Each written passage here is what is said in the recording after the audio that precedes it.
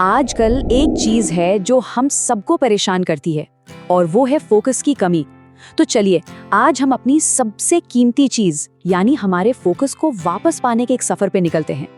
सुनने में ये सवाल थोड़ा अजीब लग सकता है ना, लेकिन रिसर्च तो कुछ ऐसा ही कह रही है। हमारी ये जो मॉडर्न दुनिया है, इसने हमारी ध्यान देने की ताकत को इतना कम कर दिया है कि वो एक गोल्ड फिश से भी कम हो गई है, जिसका अटेंशन स्पैन बस कुछ ही सेकंड्स का होता है।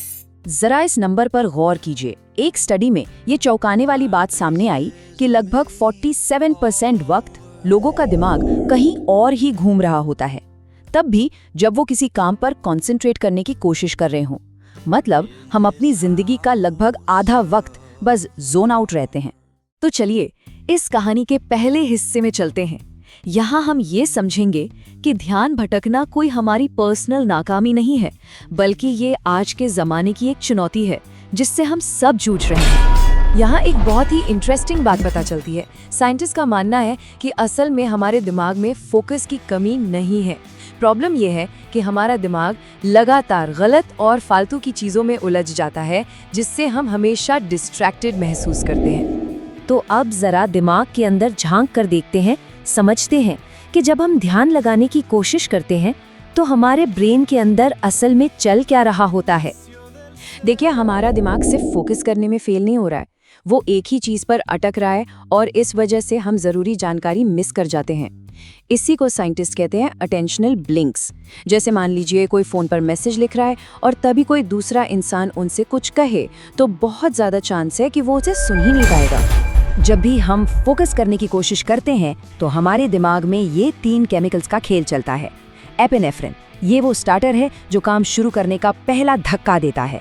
फिर आता है एसिटाइलकोलिन, जो हमारे फोकस को लॉक करके रखता है। और आखिर में डोपामाइन, ये हमें काम पूरा होने पर एक इनाम की तरह खुशी देता है ताकि हम दोबारा फोकस करें। तो अब जब हमें ये पता चल गया है कि दिमाग कैसे काम करता है, तो अब हम अपने दुश्मनों को भी पहचान सकते हैं। वो दुश्मन जो हमारे फोकस की राह में खड़े हैं। हम सबको लगता है कि हम मल्टीटास्किंग के चैंपियन हैं, है ना? लेकिन सच तो कुछ और ही है। विज्ञान कहता है कि मल्टीटास्किंग एक धोखा है। असल में हम बस एक काम से दूसरे काम पर तेजी से कूद रहे होते हैं और इसकी कीमत हमारा दिमाग चुकाता है। और इसकी हमें एक भारी कीमत चुकानी पड़ती है, जिसे कहते हैं स्विचिंग कॉस्ट। जब भी कोई एक काम छोड़कर दूसरे पर जाता है तो दिमाग को पुराने नियम मिटाकर नए नियम चालू करने पड़ते हैं। इससे न सिर्फ वक्त बर्बाद होता है, बल्कि स्पीड कम हो जाती है, मेंटल एफर्ट डबल हो जाता है और गलतियां बढ़ जाती हैं। यही वजह है कि दिन के आखिर में काम कम और थकान ज्यादा महसूस होती है। और इन सब में सबसे बड़ा विलन कौन है? वो है सस्ता dopamine. Social media, short videos, ये हमें तुरंत डोपामीन का एक हिट देते हैं। नतीजा, पढ़ाई या ऑफिस का काम जिसमें डोपामीन मिलने में वक्त लगता है, वो हमें बोरिंग लगने लगता है। ठीक है, तो दुश्मन की पहचान हो गई। अब वक्त है अपना कवच तैयार करने का, साइंटिफिक तरीकों से इन दुश्मनों का सामना करने का। ये एक बहुत ही सिंपल लेकिन कमाल की पावरफुल एक्सरसाइज है। रिसर्च बताती है कि सिर्फ एक 17 मिनट का सेशन भी दिमाग को बेहतर फोकस करने के लिए रीवायर कर सकता है। ये अटेंशनल ब्लिंक्स को कम करता है, जिससे कंसंट्रेशन पावर बढ़ती है। ये कमाल की बात हमें सिखाती है कि मेंटल टफनेस कैसे बनती है। जानबूझकर मुश्किल या बोरिंग कामों को अपनाना, ताकि हमारा दिमाग और मजबूत बन सके। तो एक चैलेंज लिया जाए। जब हम जानबूझकर दिमाग को कोई बोरिंग काम करने को देते हैं तो डोपामिन की वैल्यू बढ़ जाती है। फिर जब हम अपना जरूरी काम करने बैठते हैं तो दिमाग को उसमें ज्यादा मजा आता है और फोकस करना आसान हो जाता है।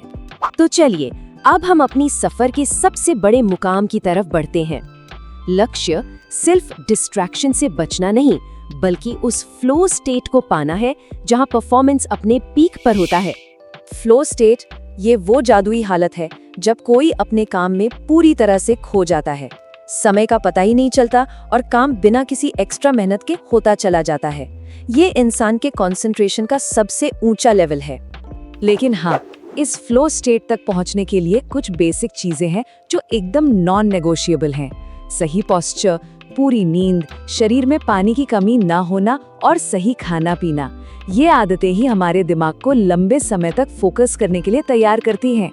तो अब असली सवाल ये उठता है कि अगर इन सारे डिस्ट्रैक्शंस पर काबू पा लिया जाए तो क्या कुछ हासिल किया जा सकता है?